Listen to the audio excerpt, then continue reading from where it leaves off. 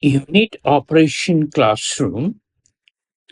In this problem, we have to determine the filter medium resistance. We'll look into it from the filtration data. So in a laboratory scale, some filtration data are collected, and we have to calculate from that the filter medium resistance. We'll see what is filter medium resistance and why it is important in filtration operation. My name is Shekhar Bhattacharjee. So what is this experiment? In the laboratory, filtration is conducted at a constant pressure. We'll see how it is done on a study of calcium carbonate in water at room temperature. The time taken to collect the filtrate is shown in this table here. So and this is the two different times in seconds, the filtrate volume collected. The filter area is given and the viscosity of the filter. So this is basically water, viscosity of water. Which one of the following is the filter medium resistance in meter inverse? So this is the typical lab setup. So here we have the filter medium, and this is regulated compressed air supply here. So this is regulated, so that maintains a constant pressure drop of 200 kilopascal between the filtered and the slurry side. This is my calcium carbonate slurry in water. Let's assume this is my K, slightly shown in a enlarged version here.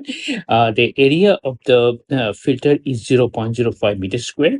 And as I said, this is the filter medium here. Okay. This is the filtered collected. So this is collected in a graduate cylinder. Also, there's a digital scale.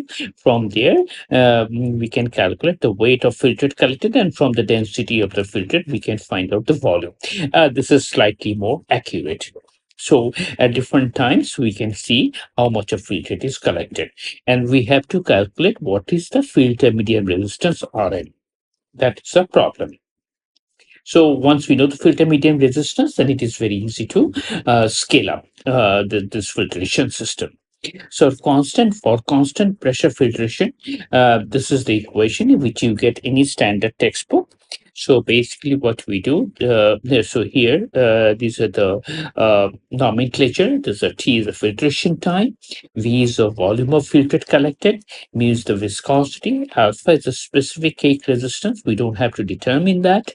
CS is the mass of dry cake deposited per unit volume of filtrate. Delta P is the pressure drop, which is constant at 200 kilopascals. A is the filter area, and Rm is the filter medium resistance. This is what we have to determine. And this is the equation right here. So this is right here. And of course, Kp is this and B is this. So once we plot T over V versus volume, as you can T over V, this versus volume. This, of course, is the slope, and this is the intercept. So in terms of this equation, this is my slope, and this is my intercept here. Okay. And delta P is, of course, the difference between the pressure on the slurry side and the pressure on the filtrate side, which is maintained constant by the regulated air supply. So now this is very easy. This is my equation here. As I said, this is my slope and this is my intercept here. So this is the one we calculate T over V from this data.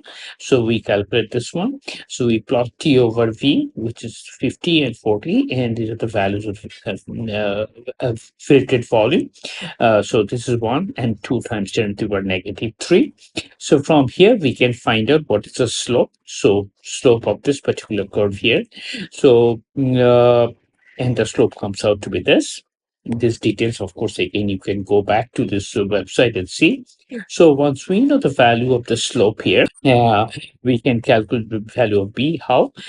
Once we know the slope, we can put in this equation here because T over V. So we can just take any particular value. So T over V, so this one right here is equal to, we have already calculated the slope times this value here. So basically this is T over V. So this is basically T over V is equal to MEM into V plus B. Right? So if we take the first data point here, so we can see whether T over V is this one. So this is right here. And this is the slope we have calculated. So this is my slope here.